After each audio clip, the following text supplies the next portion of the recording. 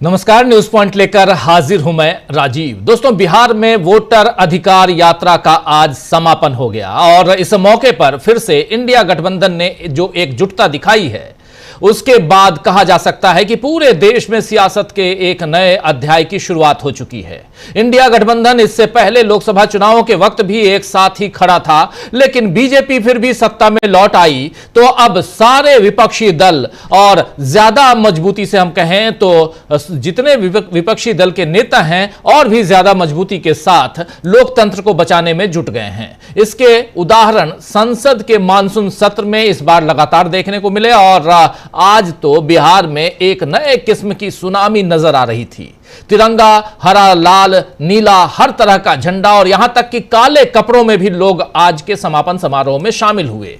काले कपड़े को यहां मेंशन इसलिए कर रहा हूं कि नरेंद्र मोदी की कोई अगर सभा होती है तो वहां पर काला कपड़ा पहन के बिल्कुल नहीं जाना है, यह पहले से आदेश दे दिया जाता है और इसीलिए वहां एसपीजी हो या मुख्य वहां के जो कार्यकर्ता हो, करता धरता हो, वो काले लिबास में अगर आप पहुंचे हैं तो आपको बाहर कर देते हैं। राहुल गांधी ने इस मौके पर फिर से एक धमाका किया है। दोस्तों, आज जब पटना की बात कर रहा हूं तो राहुल गांधी ने कहा है कि एटम बम के बाद अब हाइड्रोजन बम फूटने वाला है। आइए जरा यहीं से शुरुआत करते हैं, राहुल गांधी को सुनिए।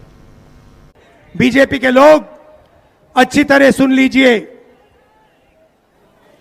भैया, एटम बम का नाम सुना आपने? सुना है एटम बम का नाम? उससे बड़ा क्या होता है? उससे बड़ा क्या होता है? एटम बम से बड़ा हाइड्रोजन बम होता है। होता है नहीं होता है? माधवपुरा में हमने एटम बम दिखाया था। बीजेपी के लोगों, तैयार हो जाओ, हाइड्रोजन बम आ रहा है। हाइड्रोजन बम आ रहा है, तैयार हो जाइए। आपकी जो सच्चाई है, वोट चोरी की सच्चाई है, वो पूरे देश को पता लगने जा रही है।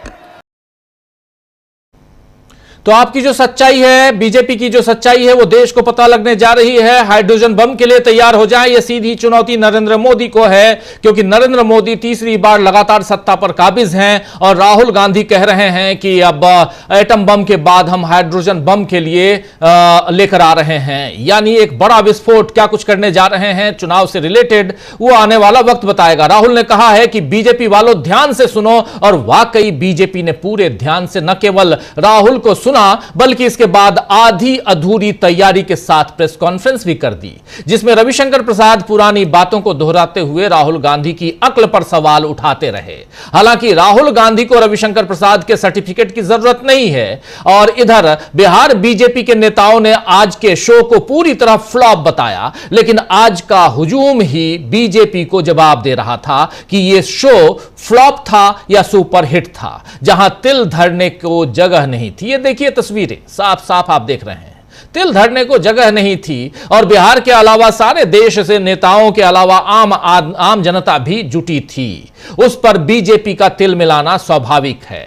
इसी बीच जब यहां पर बीजेपी तो फिलहाल इसी बात से थोड़ी राहत महसूस कर रही होगी कि एससीओ जी हां, शंघाई कोऑपरेशन समिट जो चल रहा है, उधर चीन में जो अब समाप्त हो चुका है, उस समिट से मोदी को रूसी राष्ट्रपति पुतिन और चीनी राष्ट्रपति शी जिनपिंग के साथ अच्छी तस्वीरें खिंचवाने की जो कोशिश उनकी रही होगी, उसमें वो सफल हो गए और लग रहा है कि इनमें गहरी दोस्ती हो गई है तीनों में, पुतिन के साथ, शी जिनपिंग के साथ। तस्वीरें जो आप देख रहे हैं, यहां देखिए हंसी ठिठोली करते हुए नरेंद्र मोदी, पुतिन और शी जिनपिंग अब किस भाषा में क्या बात कर रहे हैं। चाइनीज सीख लिए हैं शायद नरेंद्र मोदी, या रूसी सीख लिए हैं, ये तो जानना पड़ेगा। लेकिन मोदी और जिनपिंग की तारीफ करने में लगा मीडिया ने अब ट्रंप को कोसना भी शुरू कर दिया है। लेकिन मीडिया के बनाए माहौल से भी मोदी को राहत नहीं मिलेगी, क्योंकि चुनाव आयोग अदालती लड़ाई में लगातार विपक्ष के सामने डगमगा रहा है।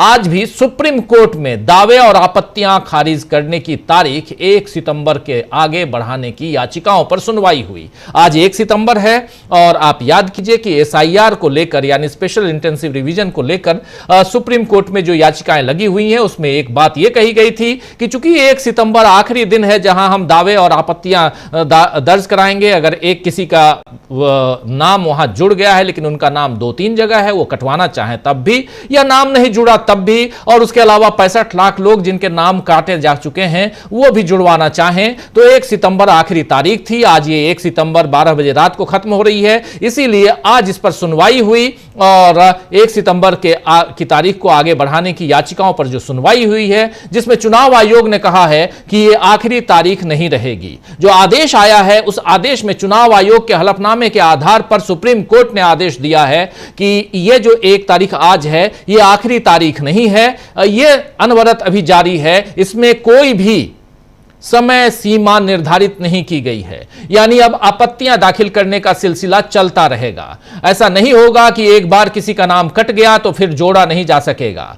ऐसे में बीजेपी का सारा खेल पलटता दिख रहा है। इधर सर्वोच्च न्यायालय ने बिहार राज्य विधिक सेवा प्राधिकरण, जी हां, बिहार राज्य लीगल सर्विसेज अथॉरिटी के कार्यकारी अध्यक्ष से यानी एग्जीक्यूटिव चेयरमैन से अनुरोध किया है कि वो कल यानी मंगलवार को दोपहर 12 बजे से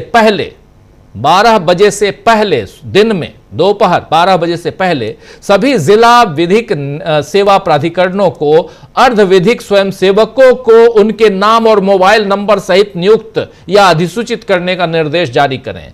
यानी जो वहां जो वॉलंटियर्स हैं, पैरा वॉलंटियर्स हैं, उनको यह निर्देशित किया जाए कि वो भी अब बीएलए के साथ मिलकर बीएलओ के साथ मिलकर काम करेंगे, जो व्यक्तिगत रूप से मतदाताओं और राजनीतिक दलों को दावे, आपत्तियां या सुधार ऑनलाइन पेश करने में सहायता करेंगे। आप जानते हैं कि ये जो लीगल सेल है, जो जिला स्तर पे भी मुफ्त में या गरीबों को कानूनी सलाह, कानूनी मदद पहुंचाने के लिए जो सेल है, सरकारी सेल, उसके वॉलंटियर्स को यह काम दिया गया है। और जो कई अदालतें ऐसी लगाई जाती हैं और जहां पर लोक अदालतें जिसको कहते हैं, और इन लोगों को अब ये काम दिया गया है कि आप इसमें मदद कीजिए, चुनाव आयोग की मदद कीजिए और बीएलए और बीएलओ की मदद कीजिए। यानी एक ब्रिज बनाने का काम यहां से किया गया है। लेकिन इसके जरिए कहीं ना कहीं ये साफ दिखाई देता है कि सुप्रीम कोर्ट का भरोसा चुनाव आयोग की बातों पर नहीं रहा। अब विधिक सेवा की तरफ से नियुक्त वॉलंटियर्स मदद करेंगे उन लोगों की, उन पॉलिटिकल पार्टियों की भी, या मुख्य रूप से उन लोगों की जिनके नाम काटे गए हैं या जोड़े नहीं गए हैं उनके। ये भी उन करोड़ों गरीबों को बड़ी राहत हो सकती है दोस्तों, जिनके नाम दस्तावेज पूरे न होने के कारण काटे गए हैं।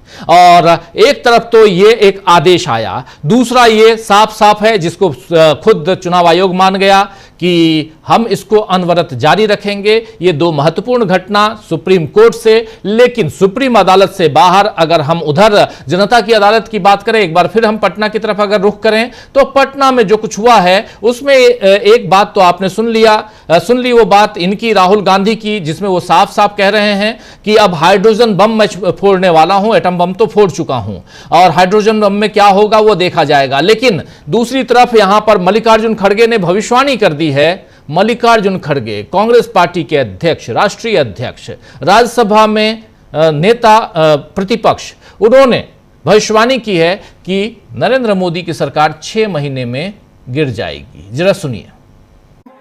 अगर देश का ये डबल इंजन का सरकार यहां जो है, जैसा तेजस्वी ने कहा, ये डबल इंजन की सरकार 6 महीने के बाद नहीं रहेगी। और ये सरकार, जो नई सरकार आएगी, वो गरीबों की सरकार होगी, गरीब महिलाओं की सरकार होगी, दलितों की सरकार होगी, पिछड़ों। बिहार की सरकार की बात यहां कर रहे हैं। डबल इंजन की सरकार 6 महीने में नहीं रहेगी। जो सरकार आएगी वो गरीबों की, दलितों की, अल्पसंख्यकों की सरकार होगी। ये बात यहां मल्लिकार्जुन खड़गे कह रहे हैं। और दूसरी तरफ तेजस्वी यादव भी आज गरजे। उन्होंने क्या कुछ कहा इसी मंच से, जरा वो भी सुनिए। ये बिहार की धरती है, बिहार की धरती, और बिहार की धरती लोकतंत्र की जननी है। और ये कुछ भाजपाई लोग, कुछ नहीं 2 भाजपाई लोग इलेक्शन कमीशन के साथ मिलकर के चाहते हैं इस लोकतंत्र की जननी से लोकतंत्र को ही खत्म कर दिया जाए। अब आप लोग बताओ, बिहार के लोग, क्या लोकतंत्र को खत्म होने देना है? क्या संविधान को खत्म होने देना है? आप बताओ, लोकतंत्र चाहिए कि राजतंत्र चाहिए? ये भाजपा के लोग, इन लोगों का दिमाग घुटने में है।